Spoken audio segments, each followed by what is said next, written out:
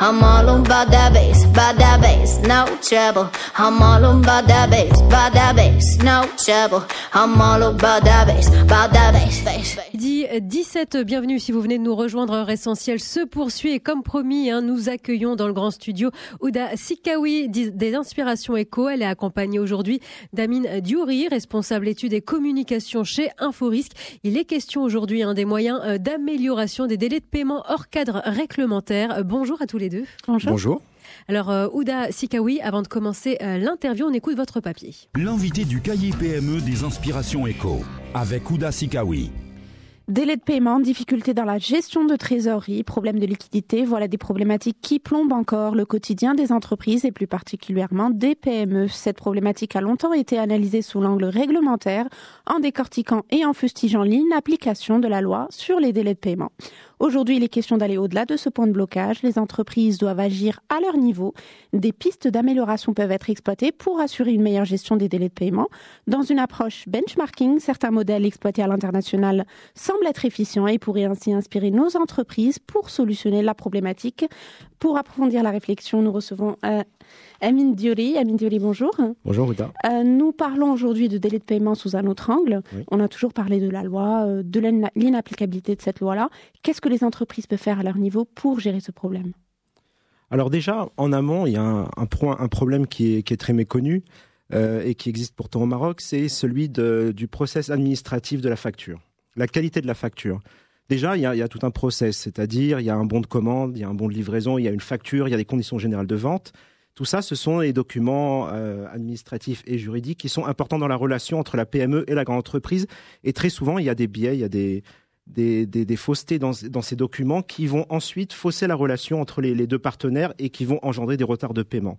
Donc, s'il y a bien un premier levier sur lequel il faut faire attention, et d'ailleurs, les facteurs sont les premiers à mettre le point dessus, c'est bien cet aspect process administratif et juridique. Donc, les entreprises doivent mieux travailler leurs factures, c'est ce que vous nous dites. Exactement. Tout doit être parfaitement mis noir sur blanc, par exemple dans les conditions générales de vente, le délai qui est prévu, le délai de paiement. Il ne suffit pas simplement de vendre un produit ou une marchandise, il faut prévoir derrière toute la relation juridique contractuelle. Est-ce que vous pouvez nous donner un exemple concret de ce blocage qui peut être suscité par une facture pas très bien établie par l'entreprise ? Qu'est-ce que ça peut générer par la suite, par exemple ? Par exemple, vous recevez votre produit et service. Oui. Demain, vous, en tant qu'entreprise, vous avez livré le produit, vous attendez qu'on vous règle dans une limite que vous estimez être comprise par votre partenaire. Or, le partenaire se rend compte, parce que ce n'est pas indiqué dans les conditions générales de vente, oui, que il va pouvoir payer en temps et en heure à son rythme à lui, ce qui va engendrer à un moment donné un conflit entre les deux parties. Je rappelle que nous sommes en compagnie de Amine Diouri, responsable études chez Inforisque, et on parle des moyens d'amélioration des délais de paiement hors cadre réglementaire. Est-ce que la réduction des délais de paiement peut se limiter, Amine Diouri, au simple factoring, l'affacturage, ce qu'on appelle l'affacturage, cette méthode qui consiste à confier ses créances à recouvrement à un organisme tiers pour espérer un remboursement anticipé? Alors déjà, le factoring est un mode de financement. Oui. Le problème est là. À un moment donné, quand l'entreprise se retrouve avec un certain nombre de créances impayées sur le dos, elle doit trouver un mode de financement. Donc, soit elle va voir son banquier pour lui demander de la trésorerie pour pouvoir fonctionner, soit effectivement elle recourt à un autre mode de financement qui est le factoring, c'est-à-dire qu'elle confie à ce facteur l'ensemble de ses créances, enfin une partie de ses créances dont elle ne sait pas comment recouvrer, quitte ensuite à cette société de faire les différentes démarches de recouvrement auprès de la société. Alors, cette société, c'est un établissement de crédit, toujours ? Exactement. Quand je parle de factoring, c'est un établissement de crédit. Qu'est-ce qu'elle fait avec ses factures ? Qu'est-ce qu'il fait avec ses factures, cet établissement de crédit, par la suite ? Il gère tout le process de recouvrement, c'est-à-dire qu'il va prendre contact avec l'entreprise débitrice et lui dire, voilà, vous devez à telle entreprise un tel montant, vous devez payer, la facture est arrivée à échéance. Et donc après, on rentre dans un process de relation entre le facteur et l'entreprise débitrice. Mais quels sont ces moyens de pression à cet établissement de crédit ? Bon, alors évidemment, en matière de recouvrement, il y a le recouvrement amiable. C'est dans un premier temps, il y a du téléphone, il y a, écoutez, la facture arrive bientôt à échéance, il faut payer. La facture est échue maintenant, il va falloir régler ça. Et puis, si jamais l'amiable ne marche pas, dans ce cas, on passe dans un autre cadre, qui est le cadre judiciaire à ce moment-là. Et là, c'est les tribunaux qui interviennent. Ouda Sikawi des Inspirations Éco. Amine Diouri, justement, ce type de modèle-là est exploité, surexploité même au Maroc. Aujourd'hui, il y a des modèles anglo-saxons qui font que la gestion des délais de paiement et des recouvrements se fait d'une autre manière, avec l'aval des banques qui proposent des formules un peu spéciales pour rembourser le client et se faire rembourser par leur client par la suite. Est-ce que le rôle de la banque, justement, dans ce fonctionnement-là peut être efficient au Maroc ? Alors, dans l'absolu, oui, bien sûr que ça peut être efficient. Si ça marche aux États-Unis, au Royaume-Uni, ça peut marcher ici. Néanmoins, après, c'est un problème culturel. Je pense très sincèrement que les banques marocaines vont vous dire que voilà, leur rôle premier, ce n'est pas de prendre des risques. Ce que fait ce que fait la banque anglo-saxonne en prêtant de l'argent, en payant la facture à l'entreprise et ensuite en étant en relation avec le fournisseur. Donc ça, c'est un risque qu'elle prend.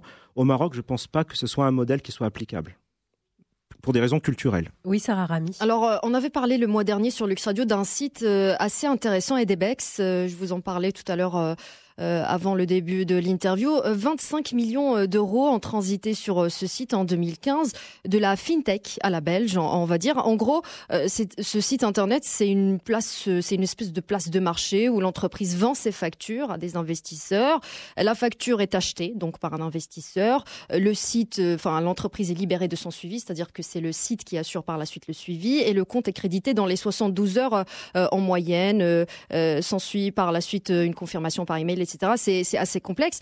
Je renvoie d'ailleurs les intéressés vers notre site rubrique Heure Essentielle pour en savoir plus. Est-ce que ce modèle, cette façon de faire est selon vous transposable au Maroc, sachant que ça se ferait le cas échéant hors cadre réglementaire du coup ? Oui, bien sûr. Oui, c'est un modèle qui est tout à fait applicable. Il faut savoir une chose, c'est que c'est vrai que le modèle dans l'absolu, il ressemble assez au factoring, sauf que c'est beaucoup moins cher. Le factoring, on en parlait à l'instant, c'est peut-être le mode de financement qui est peut-être le plus cher aujourd'hui sur le marché.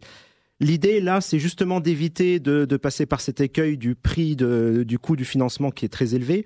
Et là, c'est effectivement cette société qui rachète la créance à l'entreprise et l'entreprise est payée dans les 72 heures.